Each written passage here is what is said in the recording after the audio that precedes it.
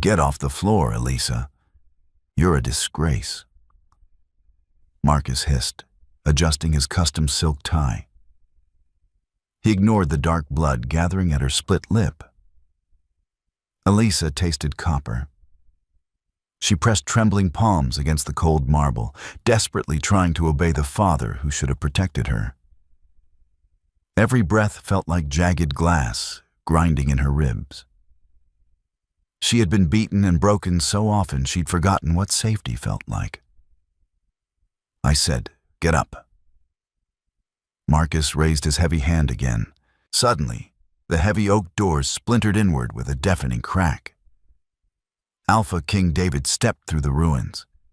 His dark, suffocating gaze locked onto Elisa, then slowly shifted to Marcus. "Drop your hand." David's voice was a seismic, terrifying rumble that shook the crystal chandelier. "Or I will sever it from your wrist." The rain lashed against the floor-to-ceiling windows of the Thorn estate, mirroring the relentless drumbeat of anxiety in Elisa's chest. The storm outside was nothing compared to the quiet, suffocating tempest within the walls of her father's mansion. She sat perfectly still before the vanity mirror, a small sponge pressed between her trembling fingers. The harsh fluorescent lighting of the bathroom offered no mercy, illuminating the grotesque canvas of her left cheekbone. It was a fresh mark, blooming in violent shades of plum and sickly yellow, the edges tracing the exact width of her father's signet ring. Elisa dipped the sponge into the heavy theatrical concealer. Dab, blend, breathe. It was a familiar rhythm, a survival tactic honed over 22 years of living under the shadow of Marcus Thorn. To the outside world, Marcus was a pillar of the community, a ruthless but respected corporate magnate, and the alpha of the eastern seaboard's most lucrative territory. To Elisa, he was the monster who lived down the hall. The heavy oak door to her bedroom clicked open. Elisa didn't need to turn around to know who it was. The sudden, freezing drop in the room's temperature, the faint scent of expensive cedar cologne and stale cigar smoke. It was him. "Are you finished painting yourself?" Marcus's voice was low, carrying the smooth, dangerous cadence of a predator sizing up a wounded animal. "Almost, Father," Elisa murmured. Her voice was a fragile thing, carefully stripped of any emotion that might provoke him. She applied another layer of powder, praying the overhead lights in the dining hall would wash out any remaining discoloration. Marcus stepped into the bathroom, his large frame entirely dwarfing the space. He wore a midnight blue bespoke suit, immaculate and pressed, projecting the image of absolute control. He reached out, his thick fingers grabbing her chin in a vice-like grip. He wrenched her face toward him, forcing her to look into his cold, slate-gray eyes. Elisa's breath caught. She kept her hands perfectly still in her lap, knowing that pulling away would only earn her a second strike. "Passable," he sneered, tossing her face back with a dismissive flick of his wrist. "You listen to me carefully, Elisa. Tonight is not one of your insignificant charity galas. Alpha King David is not a man who tolerates weakness, and he certainly does not tolerate embarrassment. He is here to audit the Eastern Territory. If he finds a single flaw in my house, a single crack in the foundation of my leadership." Marcus leaned in close, his breath hot against her ear. "I will make sure you don't wake up tomorrow.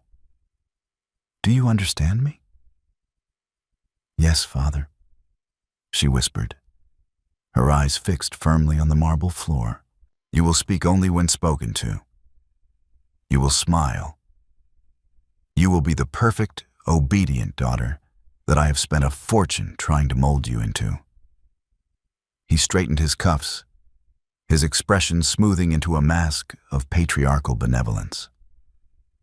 "Clean up the sink. You have 10 minutes before the convoy arrives." When he finally left, the silence in the room felt heavy, suffocating. Elisa exhaled a shaky breath, gripping the edges of the vanity until her knuckles turned white. She looked at her reflection. A beautiful, hollow girl stared back.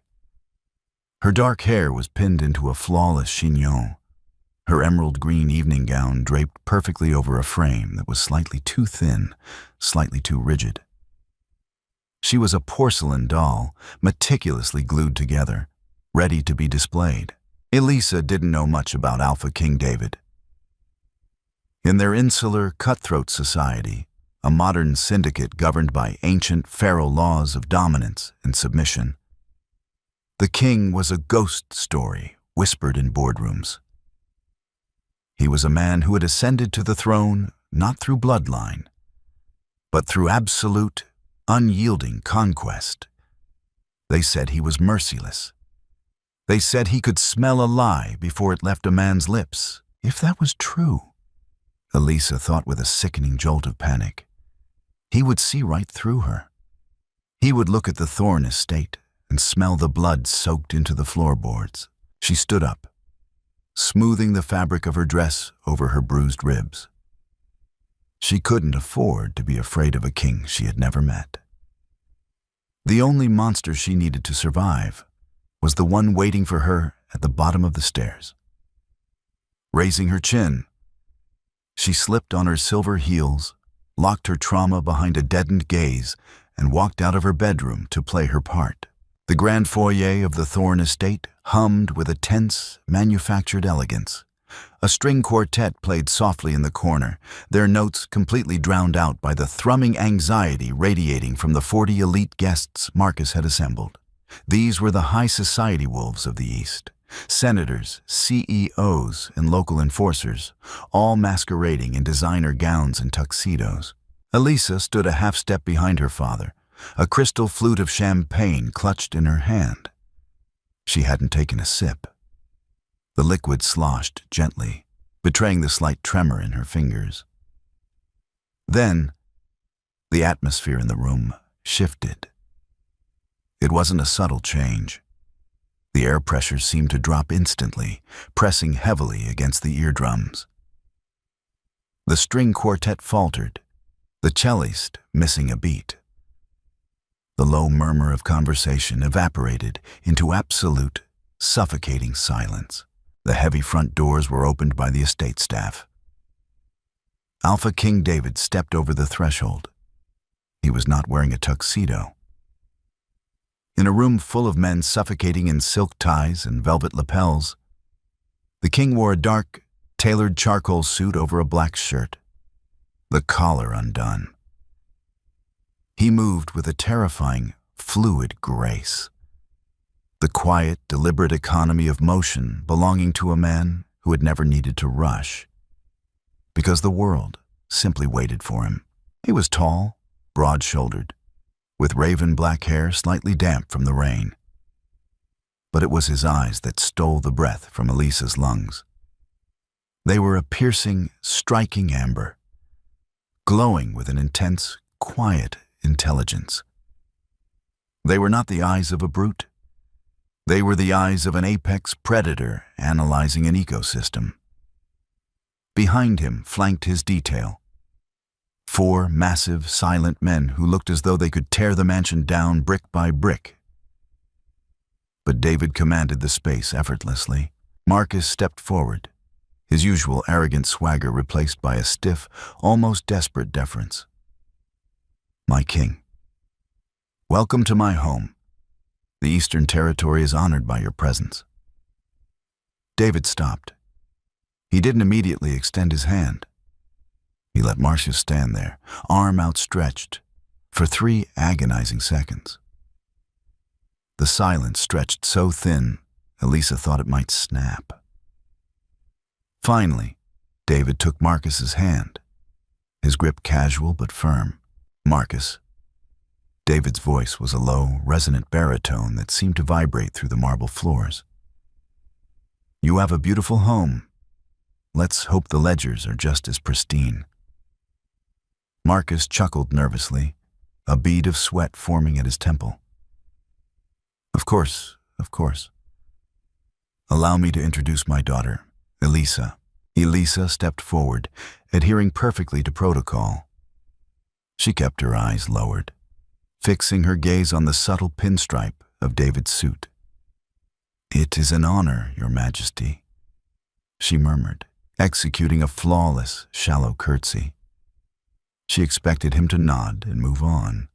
Men of his stature rarely acknowledge the daughters of their subordinates, viewing them merely as bargaining chips for future alliances. But David didn't move. Elisa felt the weight of his amber gaze resting on her. It was heavy, probing, and utterly unnerving. She held her breath, her heart hammering wildly against her bruised ribs. Did he see the makeup? Did he smell the fear clinging to her like a second skin? "Look at me, Elisa," David commanded softly. It wasn't a request. Slowly, her hands trembling by her sides, she raised her head. For the first time, she met the king's eyes. There was no arrogance in them, no predatory lust that she was so accustomed to seeing in her father's associates. Instead, there was a sharp, clinical observation. He looked at her cheek. He looked at the rigid posture of her shoulders. He looked at the way she instinctively leaned away from her father. David's jaw tightened, an imperceptible shift that only someone used to reading microscopic signs of danger would notice. "She is very quiet, Marcus," David noted, his gaze never leaving Elisa's. "She is well-mannered, my king." Marcus interjected quickly, stepping slightly in front of Elisa as if to shield her from the king's scrutiny. "A traditional upbringing. We value obedience and grace in the East." "Do you?" David finally broke eye contact with Elisa, turning his attention back to Marcus. The temperature in the room seemed to drop another 10 degrees. "I value honesty. I find that obedience is often just fear wearing a pretty dress." Marcus swallowed hard, the muscles in his neck ticking. "A profound sentiment, my king. Shall we move to the dining hall? The staff has prepared a feast." As the group began to move, Elisa exhaled a shaky breath, falling into step behind them. Her mind was racing. For a fraction of a second, when David had looked at her, she hadn't felt like a porcelain doll. She had felt entirely, terrifyingly seen. And as she watched the broad span of the king's back as he walked into the dining hall, a dangerous, foreign thought flickered in her mind. Maybe, just maybe, her father had finally invited a monster into the house that was bigger than him. The dinner was an agonizing theater of lies. Marcus spent the entire 2 hours pouring vintage wine and spinning tales of the Eastern Territory's prosperity, inflating production numbers and emphasizing his unyielding control over the local packs. Throughout it all, Alpha King David sat at the head of the table, eating sparingly, listening intently, and saying very little. Elisa sat at her father's right hand, a perfect, silent statue. She only spoke twice, both times offering practiced, hollow answers about her philanthropic work, when one of the senators directed a question her way. But every time she looked up, she found David watching her. Not with the leering gaze of the other men, but with a dark, calculating intensity. He watched the way she gripped her fork. He watched the way she flinched, ever so slightly, when Marcus unexpectedly slammed his hand on the table to emphasize a point. David was piecing together a puzzle, and Elisa was terrified of what he would do when he saw the final picture. By midnight, the agonizing charade concluded. The guests departed into the stormy night, their luxury sedans splashing down the long driveway. David and his detail were shown to the guest wing, a separate building entirely, meant to afford the king maximum privacy. The moment the heavy front doors clicked shut, the manufactured warmth of the house vanished. Elisa stood in the foyer, her back aching from holding her rigid posture. She watched her father pour himself a massive glass of scotch. He didn't turn around. "In my study. Now," Marcus growled. The command was a death sentence. Elisa's stomach plummeted. She had done everything right. She had smiled. She had been silent. What had she missed? What invisible tripwire had she crossed? She followed him down the long, shadowed hallway to the study, her silver heels sinking into the thick Persian rugs. The study was Marcus's sanctum, a room lined with heavy leather books he never read and hunting trophies he hadn't killed. It was soundproofed. It was where the real discipline happened. Marcus slammed the heavy oak doors shut behind her, throwing the deadbolt with a sharp, metallic clack. "You stupid, worthless girl," Marcus whispered, taking a slow, menacing step toward her. He set his scotch glass on the mahogany desk. "Did you think I wouldn't notice?" "Father, I don't know what you mean," Elisa stammered, backing away until her spine hit the cold wood of the bookshelves. "The way you were looking at him," Marcus roared, his face contorting into a mask of pure fury. He crossed the room in 2 massive strides, his hand shooting out to wrap around her throat. Elisa choked, her hands instinctively coming up to claw at his wrist. But it was like trying to move a steel beam. "You think because he's the king, he's going to save you?" Marcus spat, his spittle hitting her face. "You think he gives a damn about a broken second-rate bitch like you? You made me look weak tonight. You sat there trembling like a whipped cur while I was trying to secure our future." "I didn't," she gasped, black spots dancing at the edges of her vision. Marcus threw her. Elisa hit the heavy mahogany desk, her hip colliding violently with the edge before she crashed to the marble floor. A sharp, blinding agony tore through her side, radiating up to her already bruised ribs. She cried out, the sound a pathetic, broken wheeze. "Get off the floor, Elisa. You're a disgrace," Marcus hissed, calmly reaching up to adjust his custom silk tie.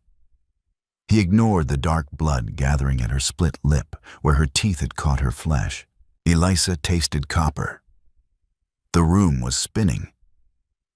She pressed her trembling palms against the cold marble, desperately trying to find leverage, trying to obey the father who should have protected her. Every breath felt like jagged glass grinding in her chest. The facade was gone. The porcelain was shattered. "I said, get up." Marcus raised his heavy hand again, stepping over her. Outside the study, in the silent, darkened hallway of the main house, a shadow detached itself from the wall. David hadn't gone to the guest wing. He had smelled the lie. He had smelled the fear. And now he smelled the blood. Marcus swung his hand down. Suddenly, the heavy oak doors splintered inward with a deafening crack. The reinforced wood, thick enough to stop a bullet, shattered as if hit by a mortar shell. Wood fragments rained across the Persian rug. The deadbolt sheared clean off the frame, pinging against the far wall. Alpha King David stepped through the ruins. The air in the room instantly turned toxic with suffocating, primal dominance. David's eyes were no longer amber. They were bleeding into a terrifying, luminous gold. He didn't look like a king auditing a ledger. He looked like the monster the ghost stories warned about.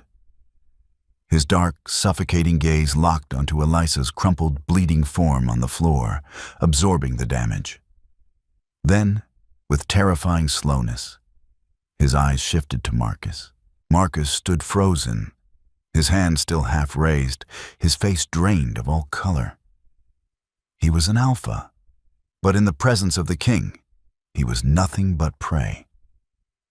"Drop your hand," David's voice was a seismic, terrifying rumble that shook the crystal decanters on the desk.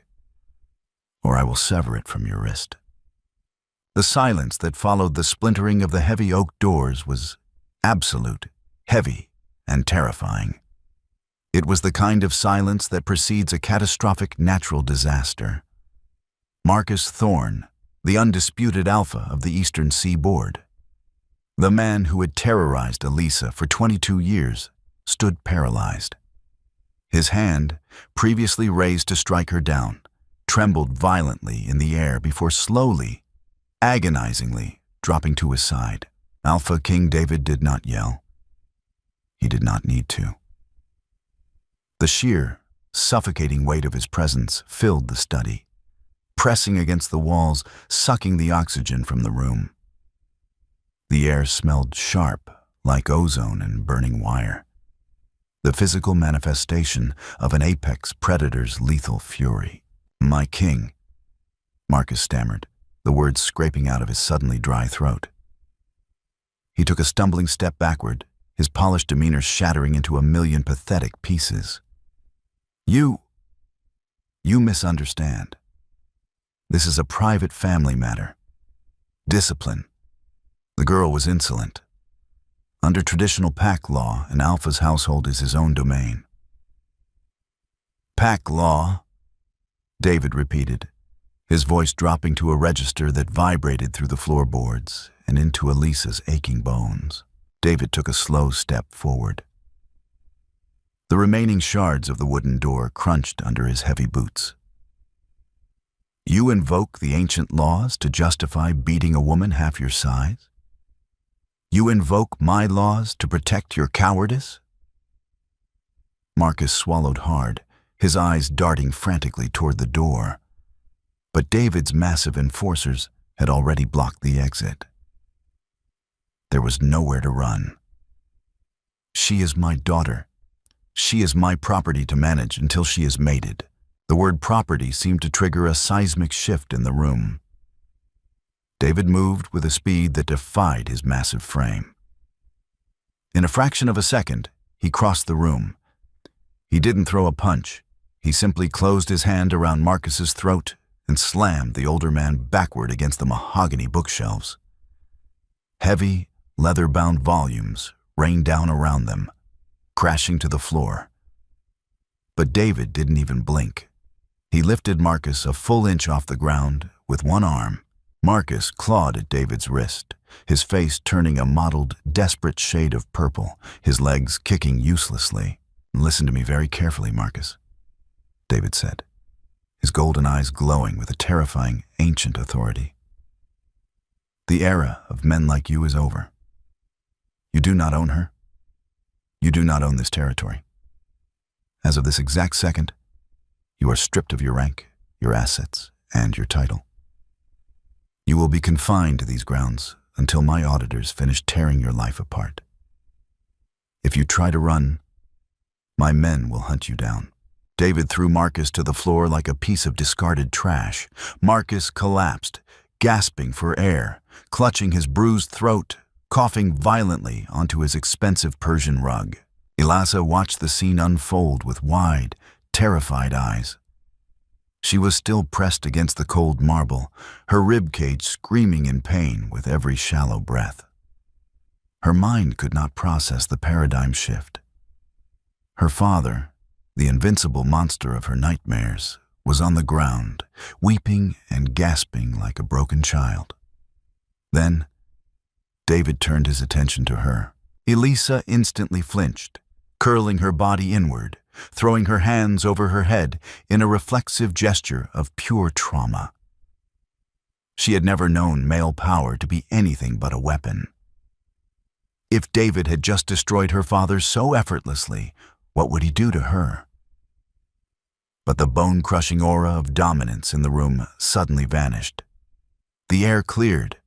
The suffocating pressure lifted. Elisa heard the rustle of fabric.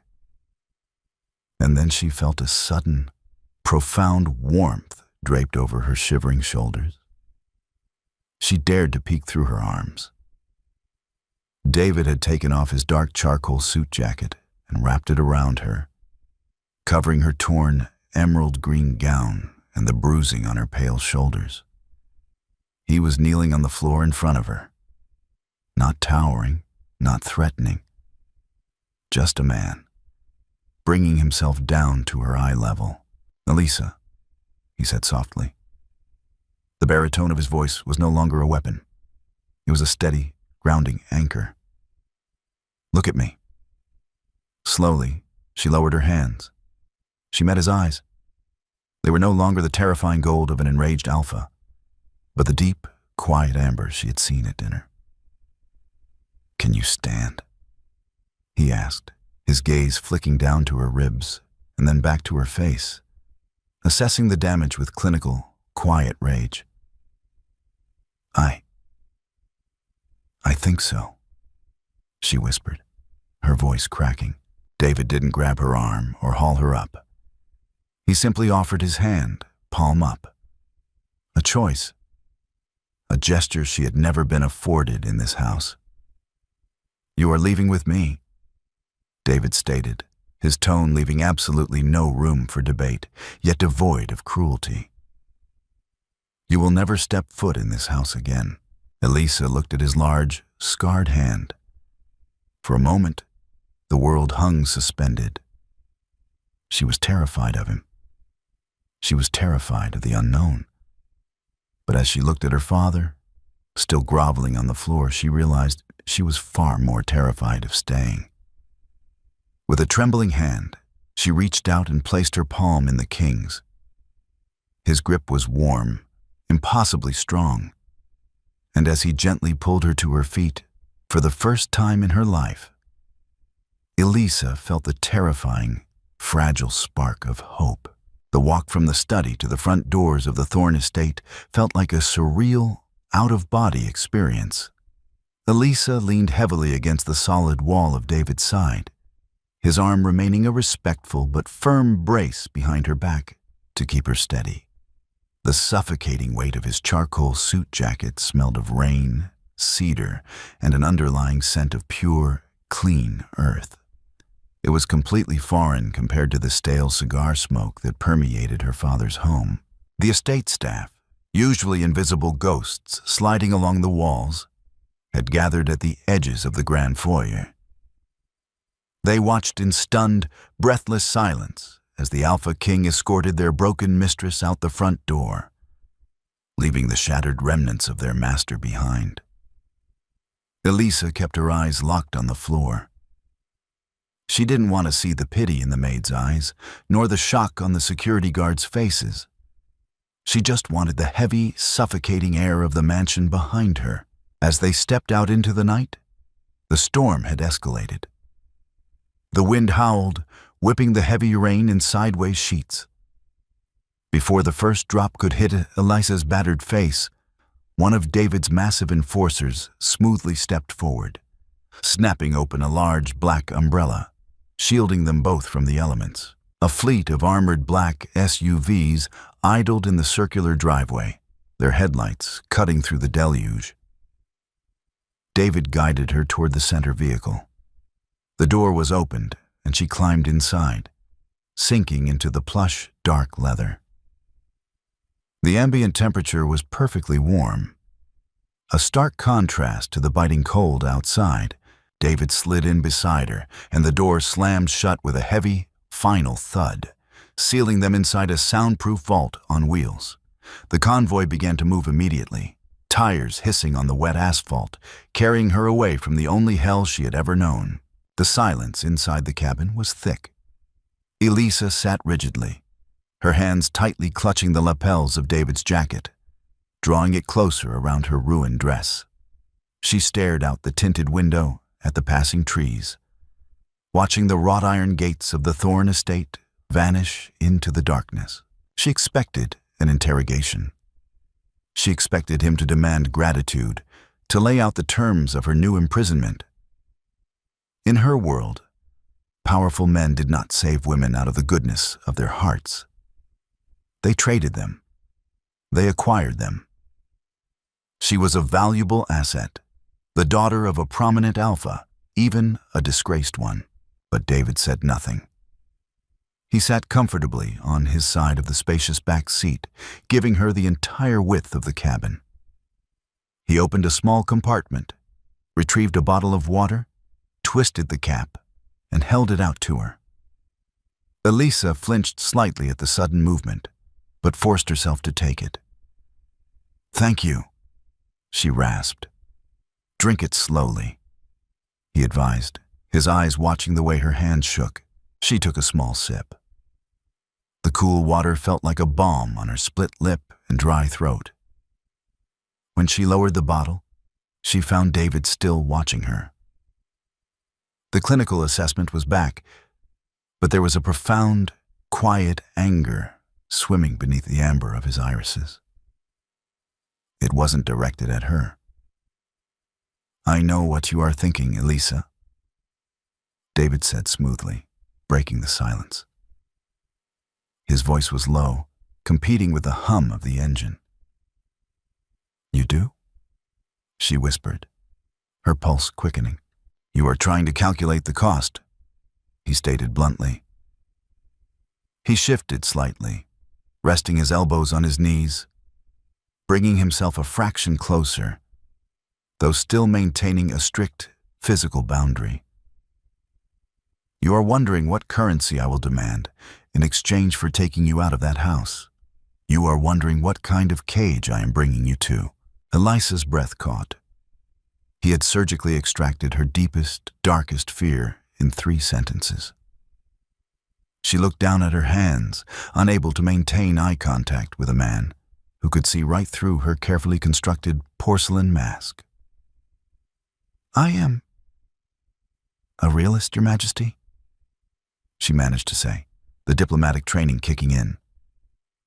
"A survivalist," David corrected gently. "There is a difference. A realist accepts the world as it is. A survivalist does whatever it takes to live to the next day." He leaned back against the leather headrest, his profile illuminated by the passing streetlights. The sharp angles of his jaw, the faint scar cutting through his left eyebrow, he looked every bit the warrior king the rumors claimed him to be. Yet, he was entirely at ease. "You are not a hostage, Elisa," David continued, his tone carrying the absolute weight of a royal decree.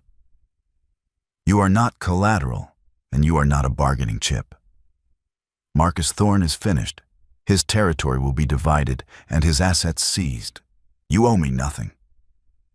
Elisa frowned, her brows knitting together, a sharp pain pulsing in her bruised cheekbone as she did. "Then, why?" David turned his head, his amber eyes locking onto hers. The intensity of his gaze was staggering. It wasn't pity. It was recognition. "Because I despise men who build their empires on the broken backs of those they are meant to protect," he said softly, the words laced with a quiet, dangerous venom. "And because nobody deserves to bleed on their own floor."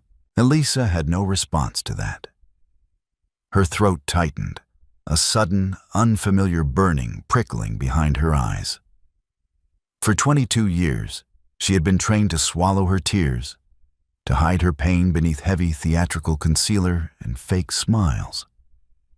But sitting in the back of the king's car, cloaked in his jacket, the exhaustion of a lifetime of surviving suddenly crashed down upon her.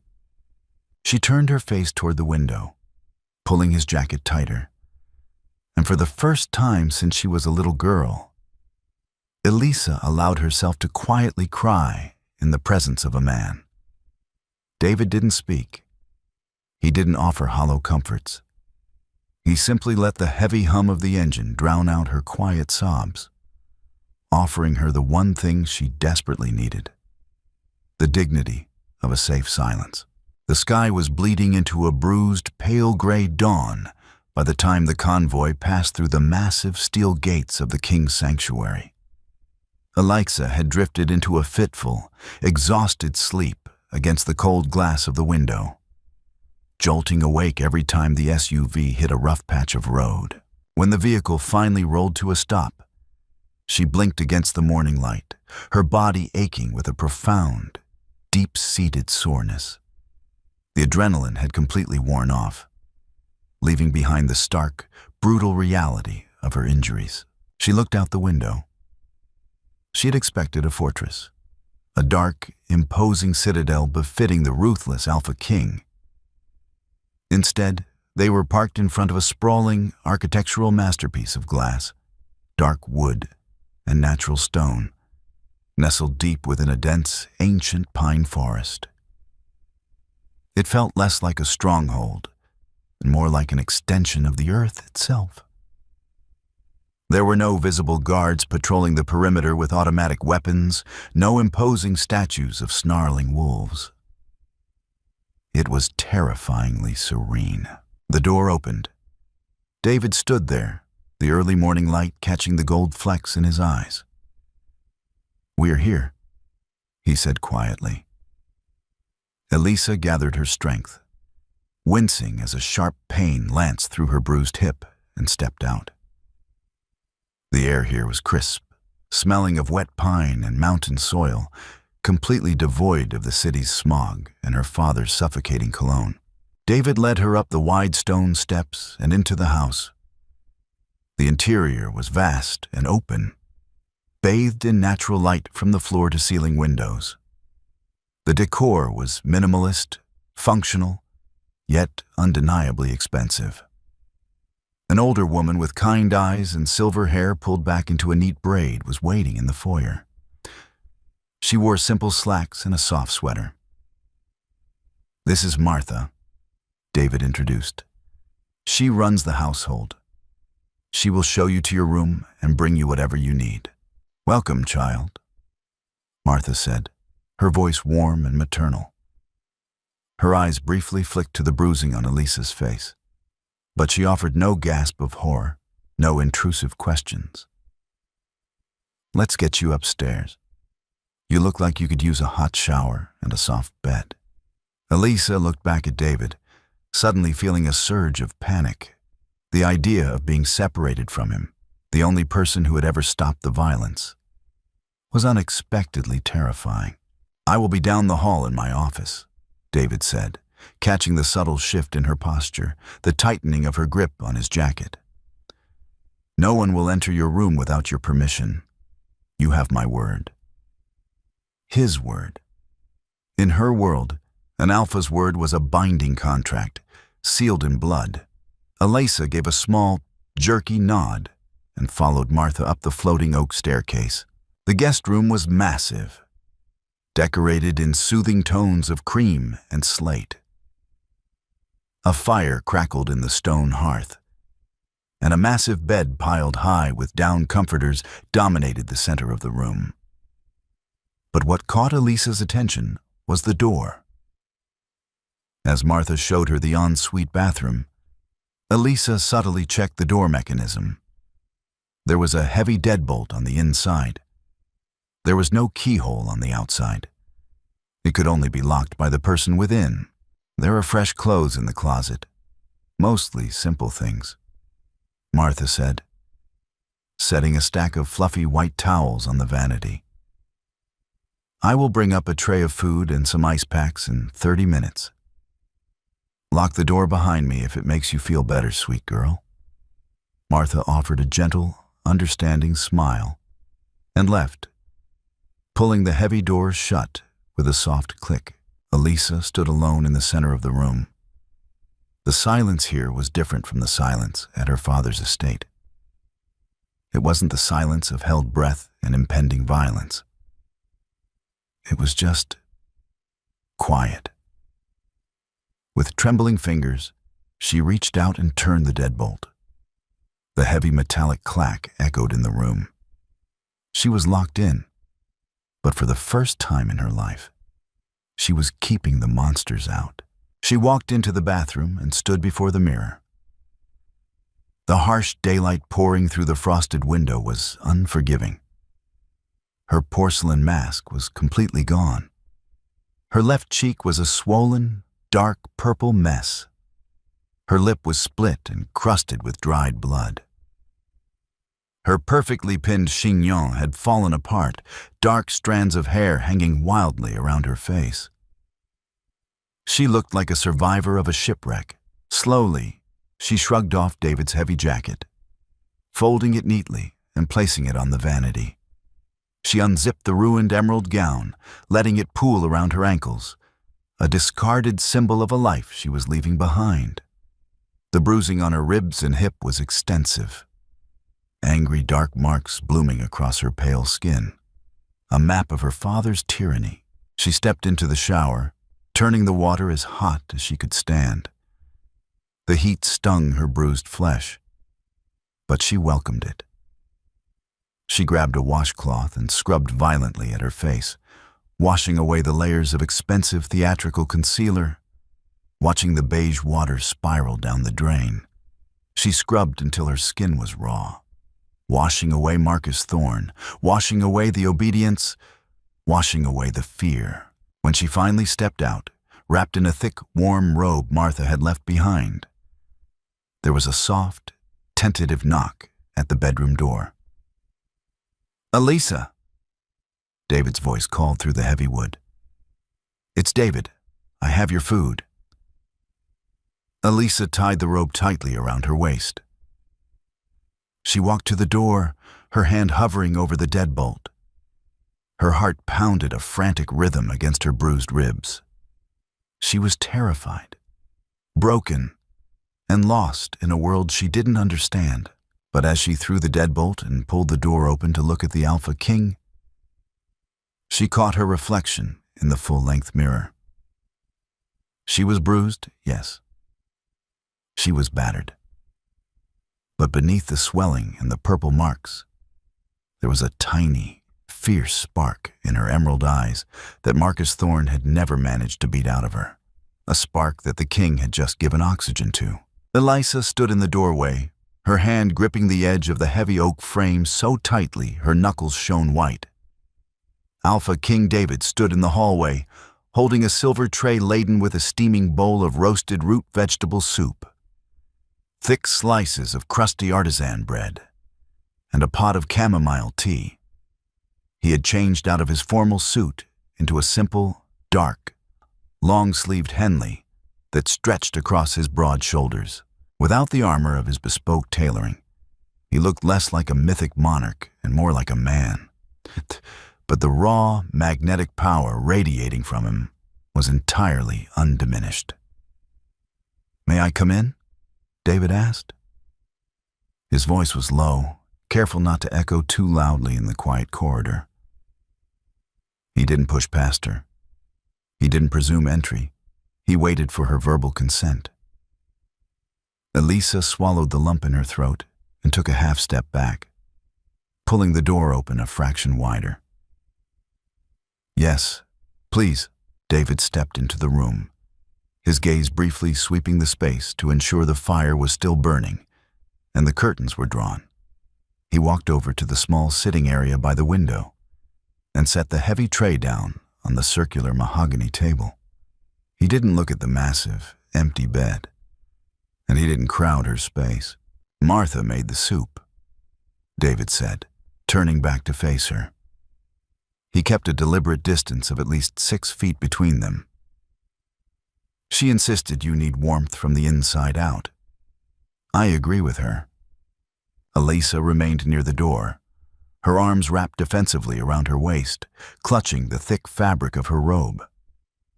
In her father's house, meals were battlegrounds. Marcus had monitored every calorie she consumed, demanding she maintain the impossibly slender, fragile figure he deemed appropriate for his property. Food was a weapon, a reward, or a punishment. She looked at the hearty, rich meal steaming on the table, and a wave of overwhelming apprehension washed over her.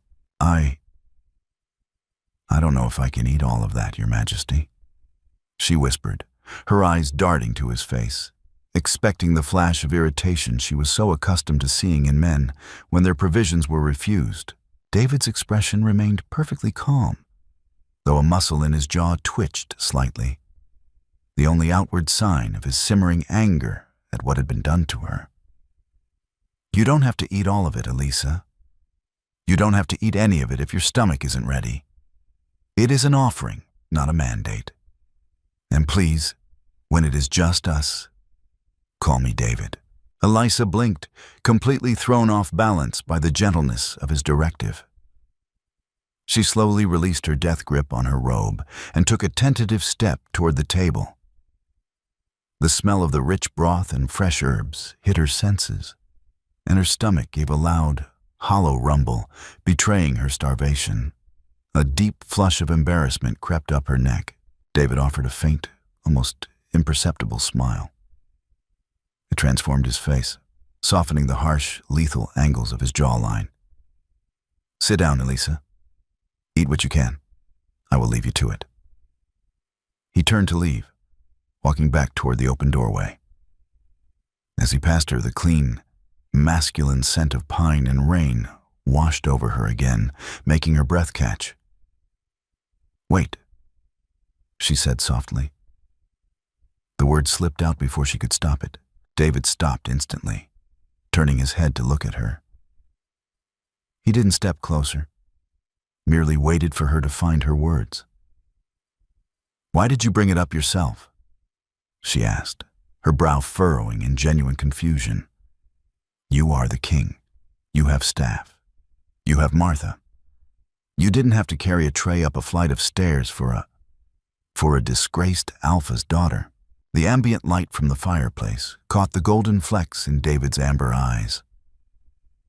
He looked at her with a profound, piercing intensity that made her heart hammer wildly against her bruised ribs. Yet strangely, it did not make her want to run. "Because, Elisa," David said quietly, his baritone voice wrapping around her like a heavy, protective blanket, "I needed you to see that the hands that broke your father's empire are also capable of simply serving you soup. I needed you to know that power does not always equate to violence." He stepped out into the hallway, pausing with his hand on the brass doorknob. "Lock the deadbolt behind me," David instructed gently. "Rest. The world will still be here tomorrow." He pulled the doors shut with a soft click. Elisa stood frozen in the center of the room for a long moment, the silence wrapping around her. Slowly, she walked over to the door and turned the heavy deadbolt, the metallic sound ringing with finality. Then she walked to the table, sat down, and for the first time in years, she ate a meal without tasting fear. 4 days passed in a haze of quiet healing. The angry purple bruising on Elisa's cheekbone had faded to a sickly yellow-green, and the sharp, agonizing pain in her ribs had dulled to a deep ache. Martha had been a constant, gentle presence, bringing her fresh clothes, soft cashmere sweaters and loose-fitting trousers that didn't press against her injuries. But David had given her complete space. She hadn't seen him since the first morning. He had kept his word, allowing her to dictate the pace of her recovery without the pressure of his overwhelming presence. By the afternoon of the 5th day, the suffocating isolation of the bedroom, though safe, began to feel like a different kind of cage. Elisa needed to move. She needed to know what was happening in the world outside her locked door. Dressed in a cream-colored sweater and dark slacks, she tentatively unlocked her door and stepped out into the hallway. The sanctuary was quiet, filled with the soft ambient light of the late afternoon sun filtering through the massive windows. She walked softly down the floating oak staircase, her bare feet making no sound on the polished wood. As she reached the ground floor, she heard the low, serious murmur of voices coming from a pair of heavy double doors at the end of the east wing. David's office. She shouldn't eavesdrop. Her father would have backhanded her for even lingering near his study. But a morbid, desperate curiosity pulled her forward. She needed to know what was happening to Marcus. Elisa stopped a few feet from the partially open doors, pressing her back against the cool stone wall. The Thorn accounts in the Caymans are heavily encrypted, a gruff, unfamiliar male voice was saying. We've seized the physical assets in the east, but the liquid capital, the funds he's been skimming from the packed tithes, are locked behind a ghost ledger. If we can't find the cipher, that money is gone, my king. Keep the cyber team on it, David's voice replied, sharp, authoritative, and entirely different from the gentle tone he had used with her. Marcus was arrogant, not brilliant. He would have kept the cipher close. Look for analog records. He didn't trust the cloud. Elisa closed her eyes. Her heart pounded. She knew exactly where the cipher was. She had seen him use it 100 times while she sat silently in the corner of his study, playing the invisible, perfect daughter. She had a choice. She could retreat to her room, stay safe, and remain a passive victim of her circumstances. Or she could step into the light. Elisa took a deep breath, her ribs aching in protest, and stepped into the open doorway. The office was massive, lined with dark wood bookshelves and centered around a massive slab of raw-edge walnut that served as a desk. David sat behind it, flanked by 2 heavily scarred enforcers. The moment she appeared, the conversation died instantly. The 2 enforcers tensed, their eyes locking onto her. David raised a single hand, a silent command that instantly stand down his men. His amber eyes fixed on her, calculating but entirely calm. "Elisa," David said, his tone neutral. "You are out of your room." I know where it is," she said, her voice shaking slightly, but she forced herself to keep her chin level. She refused to look at the floor. She looked directly into the king's eyes. David leaned forward, lacing his fingers together on the desk. What is? The cipher. For the Cayman accounts." She stepped fully into the room, her hands clutching the hem of her sweater. "My father is traditional. He believes digital records can be manipulated. He kept a false bottom drawer in the humidor on his desk. The sequence is hidden inside the bands of the Cohiba cigars. The serial numbers correspond to the encryption keys." The silence in the room was absolute. The 2 enforcers stared at her in stunned disbelief. David's eyes widened a fraction, a flash of genuine, unmasked surprise crossing his features. He looked at her, truly looked at her, not as a broken girl who needed saving, but as a razor-sharp intellect that had been deliberately suppressed. He turned his head slightly to his left lieutenant. "Send a team to the Thorn estate immediately. Tear apart the humidor." The enforcer nodded sharply and practically sprinted from the room, the other following closely behind, pulling the heavy double doors shut and leaving Elisa alone with the king. David stood up slowly, walking around the massive desk. He didn't approach her directly. He moved to the window, looking out at the pine forest, giving her space to breathe. "He thought you were just a decoration," David said softly, the anger in his voice directed entirely at Marcus. He had a brilliant tactical mind sitting in his study, and he used it as a prop to impress other fools. "I was a ghost," Elisa corrected quietly. "Ghosts hear everything." David turned back to face her, the sunlight catching the fierce, undeniable admiration in his eyes. "You are not a ghost anymore, Elisa. You just handed me the key to dismantle the rest of his empire and return millions to the packs he starved." He stepped a fraction closer, his voice dropping to a low, resonant hum that made her pulse race.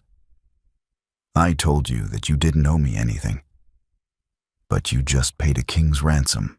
For the first time in her life, looking into the eyes of an alpha, Elisa didn't feel fear.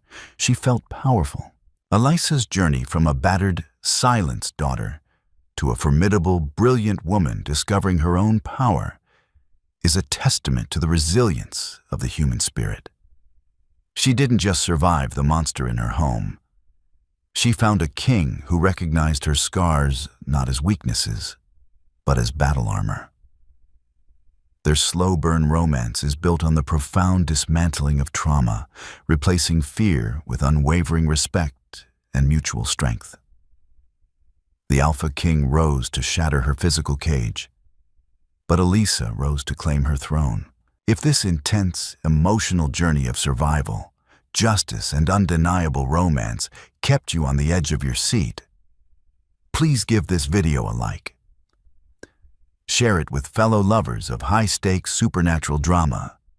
And don't forget to subscribe to the channel for more epic, cinematic stories of shattered chains and fierce, protective love.